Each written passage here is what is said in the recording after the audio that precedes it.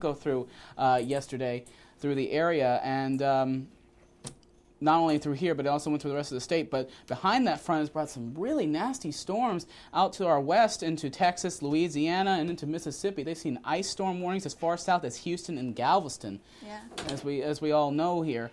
And for a closer look at that weather, let's go ahead and okay, Laura, what do you want to say? I'll probably be staying inside, starting with the semester studying. So yeah, we all got to start studying. Fortunately for me, I haven't got any homework yet, so I'm sitting here, I'm bored. Last semester I was completely busy, and well, I don't lucky. know. Yeah, I was lucky. Now I'm bored because I got nothing new, but I'm sure that's going to change as soon as the semester gets started here. But as we were talking about earlier, there are storms out to the west, and they've caused up to 59 deaths already. We don't like reporting deaths here, but unfortunately it's a fact of life. So. Yeah, there's been a lot of damage all the way from Texas through Maine, and there's been over 300,000 people with homes without electricity, and yeah, that's a lot of that electricity has been, they've been having trouble trying to power it up, which isn't good for people who are shivering at home. Yeah, a lot of that has to do with all the ice that forms on the power lines whenever they have an ice storm, such as what we were talking about in Houston and much of Texas and San Antonio. But Kristen's going to have a little more. We can't take those temperatures right now. It's winter, and you know that. In January, it's always cool in Florida. Yep. But instead of it being cool out in Italy, it's warm. They had the warmest December on record since they kept records in 1860.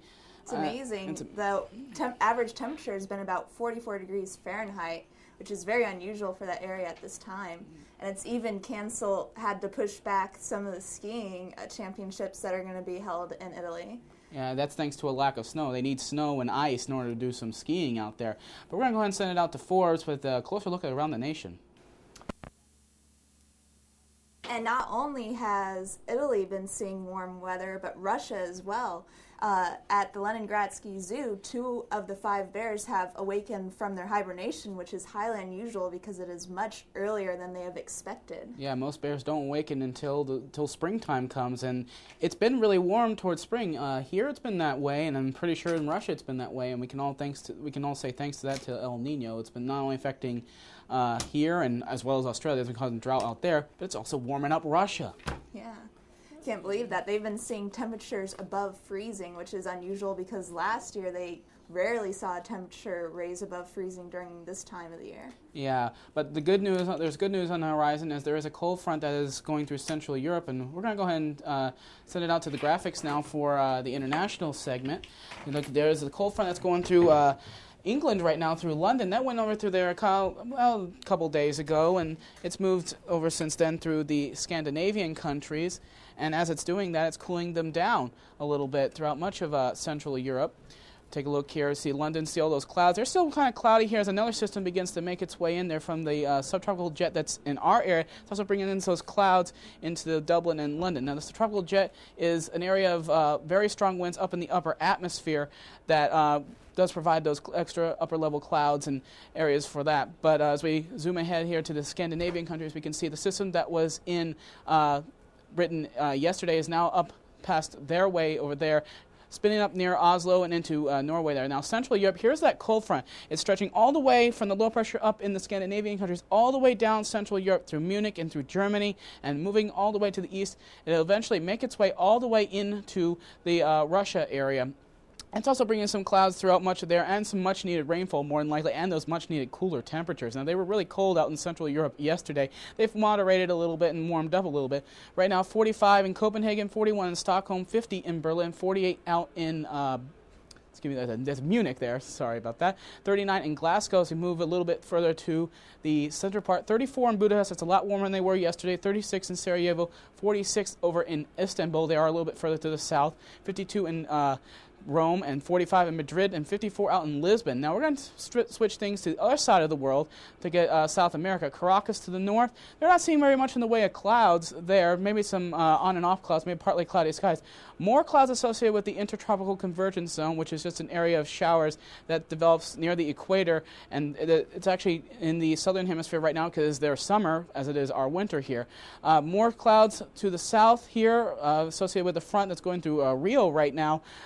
low pressure spins in the opposite direction down in that way, and they're seeing some rain showers, and that's all eventually going to move its way out into the Atlantic Ocean, the southern part of the Atlantic Ocean. Temperatures across South America right now, 82 degrees in Aruba, 81 in Valencia, 61 out in Bogota in the mountains, and very warm up in Panama City there, 86. Our own Denise Isaac is from that area. 75 in Manaus, 84 in Macapa.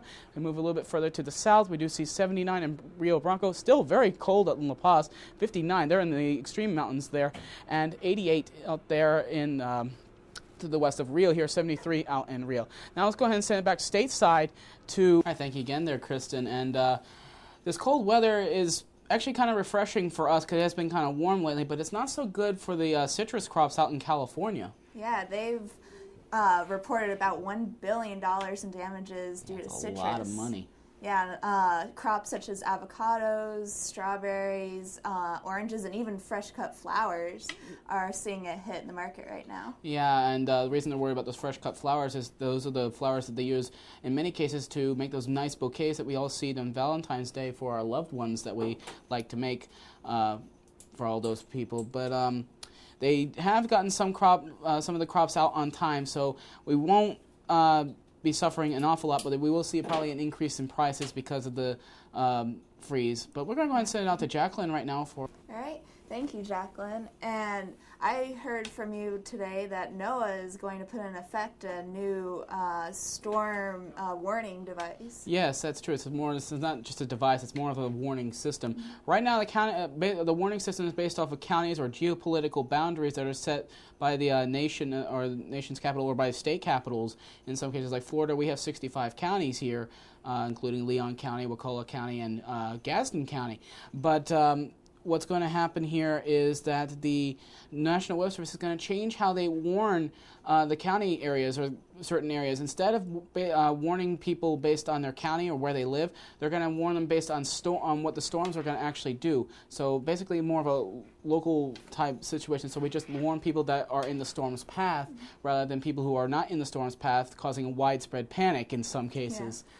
Hopefully people will know where they are exactly in the county if they do it localized. Yeah, I would hope people know where they are living in the county. It'd be kind of silly if you didn't know where you were living. But this is actually going to improve forecasting, and it's also going to improve the amount of effort that it takes to get people to actually heed storm warnings, especially when we need them to. But that's all we got for tonight. I'm student meteorologist Shane Bossman. And I'm student meteorologist Laura Pickford. Thank you for watching. Have a good night.